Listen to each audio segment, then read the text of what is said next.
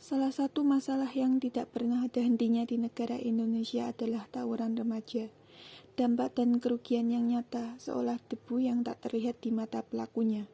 Ajang pembuktian diri, hanya itulah yang ada dalam pikirannya. Salah satu pemicunya adalah saling ejek dan saling menghina. Para remaja yang masih labil dan mudah terbawa emosi langsung bertindak sesuka hati mereka. Mereka tidak peduli akan lingkungan sekitarnya, temannya, lawannya, dirinya sendiri, selamat atau celaka, tidak dipikirkannya. Yang terpenting hanyalah pembalasan dendam dan kemenangan saja. Tawuran sudah menjadi tradisi dan budaya yang mengakar di kalangan remaja. Kebiasaan negatif yang sangat memprihatinkan terhadap calon-calon generasi penerus bangsa. Mereka seakan-akan kelebihan jam kosong atau waktu luang untuk mengisi kehidupannya, sehingga harus menambahnya dengan tawuran. Aksi tawuran yang dilakukan oleh para remaja sangat membahayakan. Mereka tidak hanya menyerang dengan tangan kosong, melainkan juga dengan senjata yang berbahaya. Tak jarang aksi mereka melukai orang, hingga mengakibatkan kematian. Banyak juga dari mereka saat melakukan tawuran merusak fasilitas umum. Bahkan warga yang tidak mengerti permasalahannya pun terseret menjadi korban. Dampak yang muncul akibat tawuran tidak hanya dirasakan oleh para pelaku yang terlibat, melainkan masyarakat juga. Sehingga tawuran merupakan fenomena yang perlu diperhatikan karena memberikan dampak buruk bagi semua pihak, baik yang terlibat maupun yang tidak.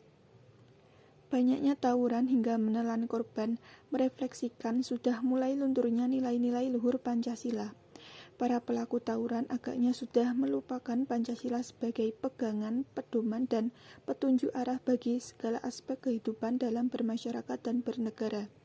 Perilaku mereka merupakan salah satu bentuk penyimpangan sila Pancasila. Sila pertama ketuhanan yang Maha Esa memiliki nilai moral dan nilai religius yang tinggi. Seseorang yang beragama dan meyakini akan Tuhan haruslah menjalankan semua yang diperintahkan dan menjauhi yang dilarang. Dalam hal ini, kekerasan dalam bentuk apapun termasuk tawuran merupakan perilaku yang dilarang agama. Maraknya kejadian tawuran mengindikasikan bahwa sudah hilangnya rasa kemanusiaan dan nurani para pelajar untuk saling toleransi antar sesama. Mereka mementingkan ego dan tidak peduli dengan sekitar, dan berpikir kekerasan merupakan salah satu solusinya. Hal ini merupakan bentuk penyimpangan sila kedua Pancasila, yaitu kemanusiaan yang adil dan beradab. Tawuran merupakan perkelahian yang dilakukan antar kelompok yang berselisih. Tindakan tersebut hanya menimbulkan perpecahan dan permusuhan. Hal tersebut sangat bertentangan dengan nilai Pancasila sila ketiga yang seharusnya menjunjung nilai persatuan. Sila keempat Pancasila mengajarkan untuk selalu menyelesaikan masalah dengan musyawarah.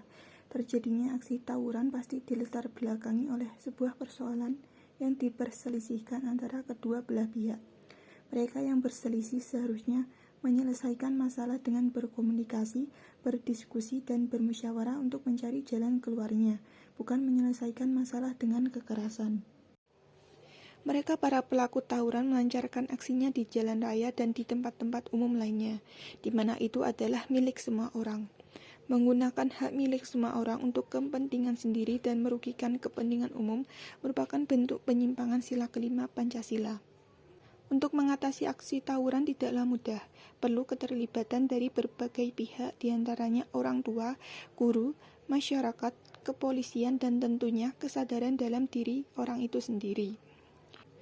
Adapun solusi yang dapat dilakukan untuk mencegah dan mengatasi tawuran remaja, diantaranya yaitu 1. Memberikan sosialisasi mengenai bahaya tawuran dan anti tawuran. 2. Patroli polisi. 3. Memberikan sanksi tegas untuk pelaku tawuran. 4. Menambah kegiatan keagamaan. 5. Membuat peraturan sekolah yang tegas. 6. Mengadakan kelas pendidikan moral. 7. Komunikasi dan pengawasan orang tua. 8. Meningkatkan rasa toleransi antar sesama. 9. Tidak menghina atau mengejek orang lain. 10. Lebih produktif dengan melakukan kegiatan yang positif seperti kegiatan ekstrakurikuler. 11. Mempererat persaudaraan dan pertemanan. 12. Berpikir positif dan menghabiskan waktu luang untuk belajar. Selain itu, sebagai remaja yang cerdas harus dapat mengimplementasikan nilai-nilai Pancasila untuk menghindari segala konflik dan kejahatan dalam kehidupan bermasyarakat.